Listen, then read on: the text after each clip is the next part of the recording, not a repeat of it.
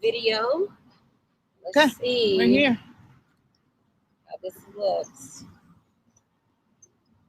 See, this should already pop up. I started mine so that I can see. Okay, how we look on the screen. That's me walking up.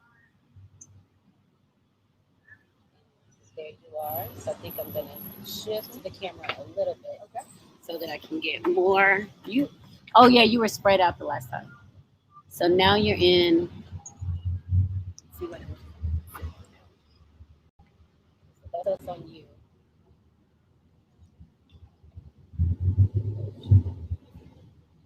Pulling up money and everything. Spread out. So now you're in.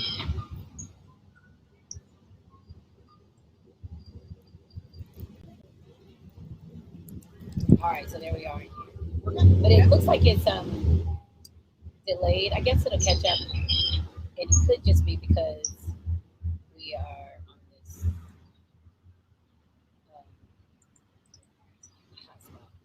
It looks like it's delayed. I guess it'll catch up. So it's not feedback. Because you got your mic on, right? I got my mic. All right, is it 1 o'clock? It's time. 2 minutes. All right. We got two. You ready? I'm ready. I'm ready. So I'm not listening to that feedback. Oh, we got just a couple minutes, y'all. We're almost ready. Our first. I know. I'm excited. I am too. I was thinking we could talk about so many things. There are a yeah, and it's like what we do every day. Every day, with people. Lunch, yes, we can share with people, or in the mornings. Yes. We have our time together and chat about life and stuff. Yep. So you all ready? I'm ready to start. All right, let's go. So this is the very first episode of Bench coming to you from beautiful McCall Park in downtown Plant City. We are going to do this probably monthly. This is going to be a monthly event. We're going to talk about a lot of different things. I am Jennifer Shiver. Shiver, a lot of people know me as school counselor.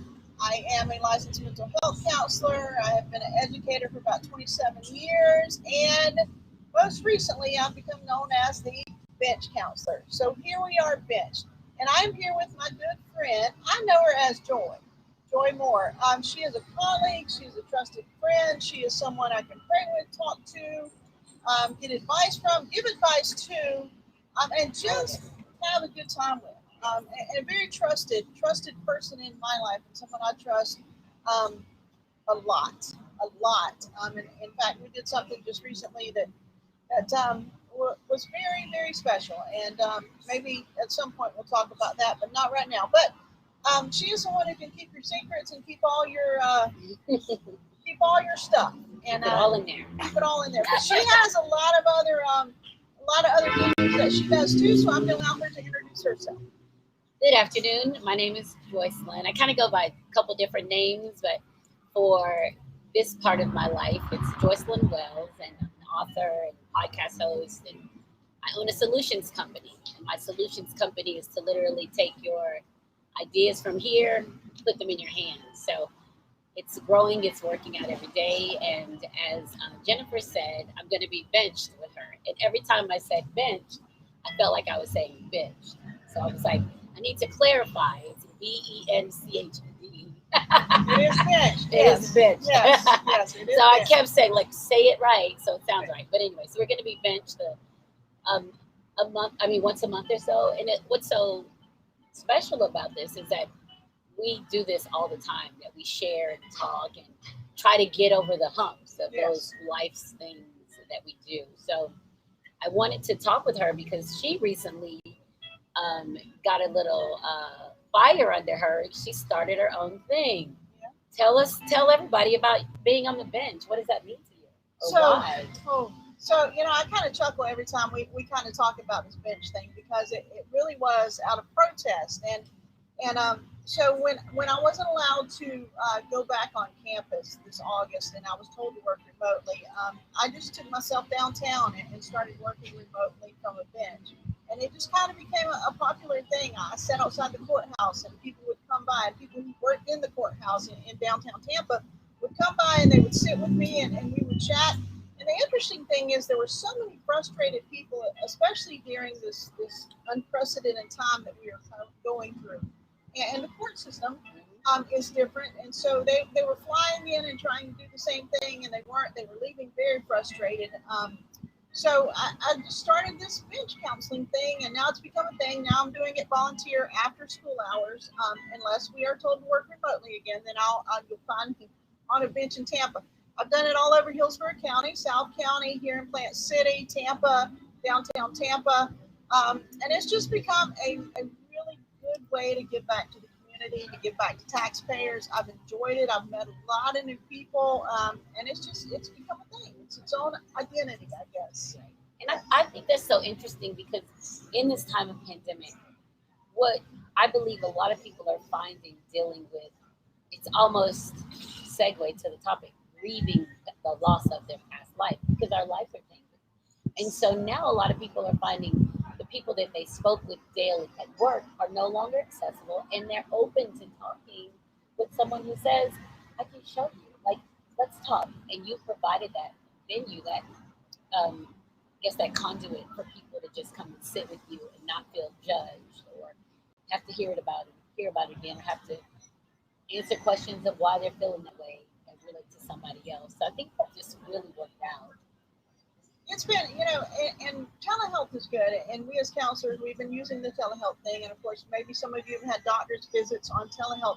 The reality is, though, there is no replacing this. There is no replacing this.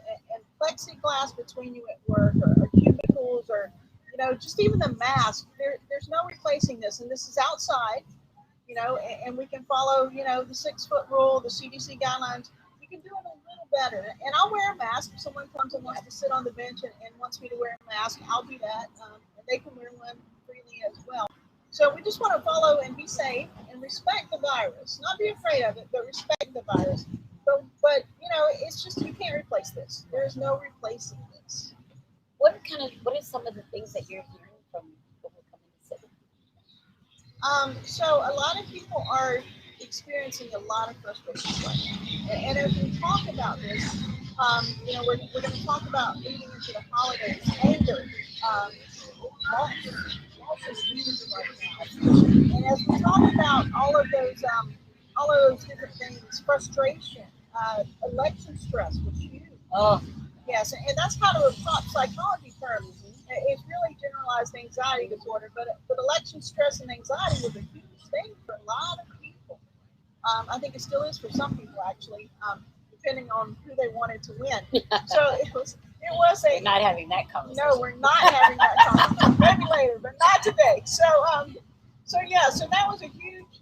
It's just been huge. People don't know what to do, and we can talk about it in relationship to trauma.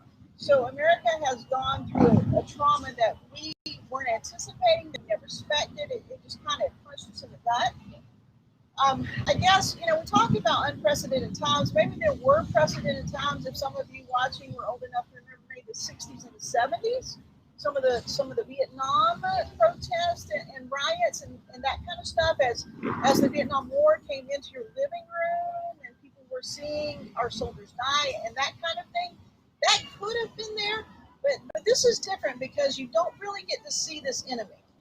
It's kind of out there, and we were kind of talking about this yesterday at school. It's kind of like, those old horror movies where the enemy is kind of out there and around, and you don't know where he's going to pop up next. Like you're just feeling it. You're just kind of feeling it, and we work in the school system. Yeah. So you see a kid and he sneezes, and you're like, okay, is this it? Are we? Yeah. So it is an issue. Now again, we don't want to be afraid, but we do respect the virus and we respect the fact that it can hospitalize you. Yep. It has taken the lives of many people, many families. It can cost you time off work. And these are huge stressors for people. So as we talk about the trauma of the virus, here's the thing with it. And you and I are both reading the book, The Deepest Well. Yes. Right now, we're currently going through that study at school even, but we're not through the trauma yet. So it's hard to do that trauma counseling piece because we're not through the trauma yet. And so we're just still kind of figuring this thing out and taking the next steps and doing doing what needs to be done. I think that, I mean, the pandemic for me has been just eye opening for so many different things. Because, first of all, like, what? Yeah. Like, that's the first thing. Like, what do you Right. mean? Like, what do we even do? And then with the amount of technology of being able to get real time information, as opposed to like the 60s and 70s where it was on the newspaper or on the news at 11 Right, there or was a whatever. delay, right. Yeah. So now it's like real time. And I think the thing with the pandemic that had me most caught up outside of not knowing what to do with myself is that watching the murder of George Floyd on the TV was like, wait, what? Right, it was one thing right after the Right, other, right? right. And no one could catch their breath. No, absolutely. Again, it was as if you kept getting punched. Yeah, and we had like Right. the world was at a standstill. And like Absolutely. it was almost like now we have time to do something. I Yes. don't have to miss work. I don't have to. Right. I don't have time, and I just feel like the universe or God just said, you know what? We need to shake this up because this is going nowhere. Like this isn't what is intended. I need to do something, and I felt like that's what the pandemic was just kind of like. Hello, you're not in control here. Absolutely, and I know a lot of pastors, including mine. They did a lot of sermons about that. That you thought you had this under control, that under control, and God said no, you don't. It's me. Yeah. So take a step back, Right. and let's reset. As my pastor preached a whole series on reset. Let's reset and let's do this again. Listen, I mean, and you have to, and I think the things that I was hearing from people during the pandemic is that they're in a house with people that they don't like. They're raising children that they don't like. They're married to a man or a woman that they don't like. And you're like, wait, what? Right. So it's like you're cultivating this environment that you're living in that's not healthy at all, pretending. So there's so many different pieces of trauma. Right. And we want to just take one thing. Right. But it's like everybody probably has 3 or 4 layers. Right. Layers and just your life. A lot of lives just got turned upside down. Yeah. A lot of people had been, we lived a lot on our back porch anyway. That was kind of, we were outside people. So it really wasn't a huge deal to us. What was a huge deal to the Shadra family was technology. Yes. Because we don't use it a lot. That's right. So that was a big deal for us, Yeah. the Zooming and the pushing. You're like, wait a minute, I'm not doing that. Bill Gates and Eric Ewan in my home, that Right. wasn't okay with me. So we pushed back on some of that, but it was okay. That piece was okay for us. But a lot of people were so used to living their lives outside their home, Yep. and they had filled it full of so much stuff outside that coming back in was a real stressor. Oh yeah. Yeah. Yeah, and it seems like coming into your house should be the piece that says, okay, I'm safe and I'm good, but you are literally fighting the things in Right. your house. Absolutely. And you imagine raising children that you don't like. Like you're raising them and then you have to interact with them. You're like, oh, I don't even like them. And Yes. for me, that's like a moment of introspection. Right. What am I putting out that this is what's coming out? Like, what am I putting into my kids or into my house, into my Right. husband or whatever that's coming to me? And so it's just like a moment to just look at yourself and just try to get rid of, I call it the noise. Right. Get rid of the noise. Absolutely. Get rid of the noise. And like, how do you get to that place of balance to, okay, now I'm ready to be on my way to being in purpose without just flailing Right. into nothing. Absolutely. And for me, again, our family unit was stable. We were good. Yeah. We did a lot anyway there at the home. But for me, my self-reflection has been at work.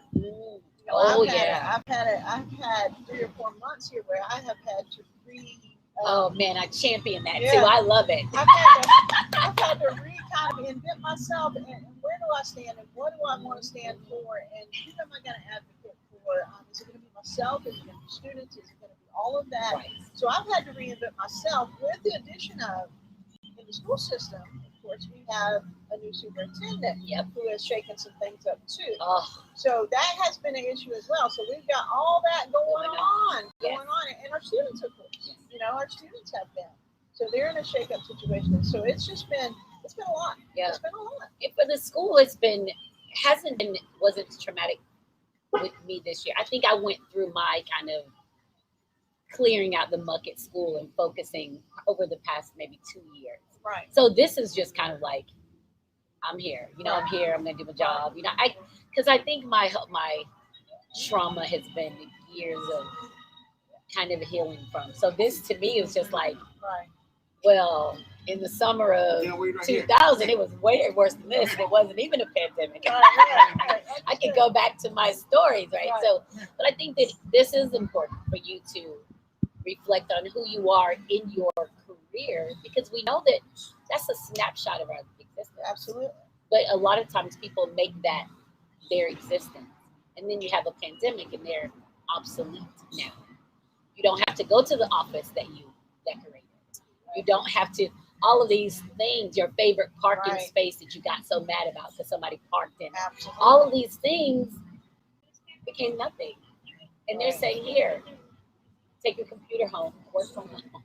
And you're like, but I've spent all this money on clothes and shoes and I come to work and it's just really taking all of that from us. Absolutely. And you know, we talk about this all the you know, are you essential or not? We talk, you and I talk about relevancy. Mm-hmm. You know, and there are a lot of people that found out that their jobs just weren't relevant, and that's a blow, especially for men. You Oh, know, yeah. that's a huge blow because that is, you know, their job is part of who they are, their career is part of who they are, and so to suddenly for that to stop and that to end, you know, and we talk about those that work in the food industry, Oh. and you know, we here in Florida we can talk about entertainment, right? Yes. The Disney worlds, the theme parks.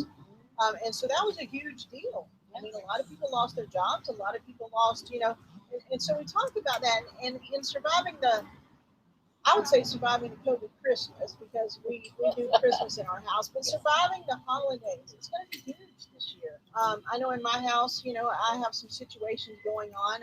We're going to have someone who will be actually leaving our home come January. I don't want to go into details, but he'll be leaving our home come January, and that's just kind of, you know, he's got all his stuff packed and kind of ready to leave in my living room. Wow. So usually when I decorate for Christmas, now there just might be a tree. Free, yeah. So it's going to be different in my household. But so we talk about surviving the COVID Christmas or surviving the pandemic Christmas or holidays, however you want to say that in your house. But that's kind of where we are and what we're doing today for Benched. So that's what we want to talk about. So I think gosh, we had a Zoom Thanksgiving, right? So we were supposed to get together for Thanksgiving and everybody was like, the numbers are increasing, like, let's not. So we Zoomed for Thanksgiving and we planned our Zoom Christmas party. And right. now we've got activities and pajamas and Secret Santa gifts. Right. And we really just kind of revamped how, but it's just so good to see everybody that it kind of takes away that I don't get to touch you or feel your energy or next to you. We just haven't tried to figure that out. So I don't know. It's a struggle. It is a struggle, and for me, one of my most favorite things, and I know with Asperger's this is kind of crazy, but one of my favorite things in the whole world is Black Friday shopping. So we did, and I don't like turkey. Did you go? We did. I don't like turkey. I don't like dressing. I don't like cranberry sauce. So Thanksgiving is really kind of lost on me. I understand the intent of the holiday. Don't get me wrong, but the whole thing's kind of lost on me. So we usually do brunch. We get dressed. We have t-shirts. Oh, you're We ready. get dressed and we go shopping. My mother-in-law, my sister-in-law, my niece and I. This is something we do. That's my stressor. So I'm not gonna it do was. I love it. So we started. I don't know, a week or so before. My niece and I, were like, well, we can buy stuff online. So we were doing it. But then it was kind of like we got towards the day and we were going, this is not the same. This isn't fun. I hate it. Yeah. This is not what we like. But we did wind up. We went to St. Augustine. We spent some time at the beach. We did do some shopping Thursday. Not Thursday. The stores weren't open on Thursday. But we did shopping on Friday. Okay. We stood in line. I kind of got my feel for it. And you were ready to go. And I was ready to go. So it was good, but it was different. Yeah. It really was different. So we talk about that, and a lot of people, Joy, have experienced a lot of grief. Oh, absolutely. And so I just kind of want to chat through that just a little bit. There are 5 stages to grief. They aren't linear. They aren't circular. They can happen anytime. Anytime, any order, right? Back and forth. And so the 5 stages are denial. This isn't happening, right? There's anger, and especially, sometimes we want to throw our faith out there, and a lot of anger sometimes is directed towards God. and that can become real detrimental if you hold on to that too long. So there's anger, there's denial, there is depression, there's bargaining. That is, if I had been a better wife, if I had been a better husband, if I had been a better parent. Lord. Yes, okay. So that is, those are four of them, and then the last one, of course, is acceptance. But be careful with the acceptance piece, because even when you get to a place of acceptance, you can still lapse back into any of it. Right. And so, just to talk a minute about the depression piece. So depression, we all go through our seasons, right? But if that's lasting 3 or 4 months, and you're not liking the same things you used to, and you're not feeling good about anything, if it's beginning to last that long, you need to talk to somebody and find a coworker. It doesn't have to be a counselor necessarily. Find a coworker. Talk to your doctor. Talk to a friend, a relative, someone who knows you well that can tell you maybe that you are depressed, or maybe that they are seeing some things in you that you might want to address with a doctor or a counselor. I think I always have the grief piece is tricky for me because I always say that the greatest gift of my living will be my death, right? So that's how, so I don't, when something happens, I already go into this is supposed to happen. So, Right. but when I'm talking to people and they are in the grieving position, I like to kind of let them know that some of the things that they're trying to, or in the depression, to get back to are things that weren't pleasing to them anyway. Absolutely. That they were things they were doing to please others. So if you don't want to, it's okay if you don't want to. Right. You can do something different. Like, Right. you don't want to do this, we'll paint your toenails. I mean, and maybe the painting the toenails isn't as major as that thing, but it's Absolutely. still, you did something, and you have to make sure that people around you aren't pulling on you to do more. They need to just give me some time to be in space. I think people really, that adds to the depression. Like, well, I'm depressed, I can't do, so I'm going to be more depressed because I can't do, and you start guilting yourself into a Absolutely. deeper place. And I'm a delayed griever, which is just, it's not natural, and it's really not healthy. Well, that's really interesting. We're gonna talk about that some more. But go ahead. Yeah, I'm a delayed griever. So, like, let's say I lost you. Okay, which I'm going to possibly. So let's say I lost you. 177 days. I don't like that. Stop it. So, let's say I lost you. So Okay. it would be delayed, right? So I would have stuff to do, and then maybe when school starts back in August, or maybe about December, I'll be going, dang, I missed Julie. Like, I miss her being here like that. And then it's going to hit me. And then you kind of look crazy, right? Because everybody's like, they've gone on. They've gone on. And I'm like, wait a minute, let's back up. Yeah. I need to rewind, But grief. And so we talk about grief, of course, with death. Mm-hmm. But I'm really, really under the belief system that you have to grieve any kind of loss. Absolutely. Divorce, job loss, Parking space, anything. You've got to. Right. You've got to release it. A lot of people have moved during the pandemic. Mm-hmm. Some have moved several states. Mm-hmm. So a move, and be good to your children. Yeah. Oh. Especially if you've taken that move, because they're grieving friends, they're grieving school, they're grieving a lot of different. And they're learning, but they're still learning and growing. Yeah, you're right. Because we're so quick to have the kids that, they got it, they're resilient, they're kids.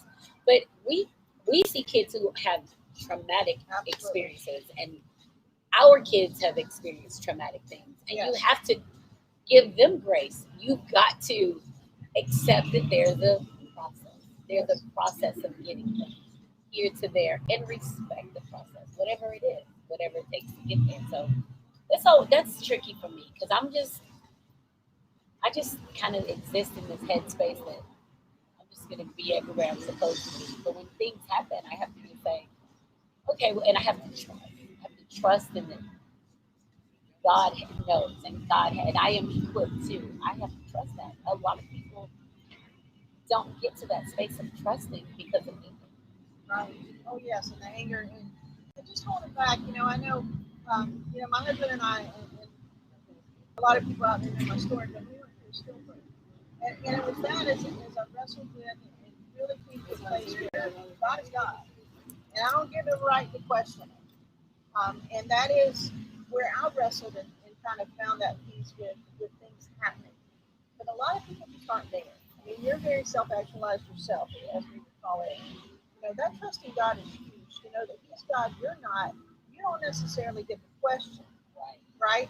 Not that it's necessarily wrong to question, you know, because there are times, and He's a big enough God, He can handle all your anger. Oh, absolutely. And all your frustrations and all your bargaining and all those grief systems and all the questioning. So He's a big enough God, He can handle all of that.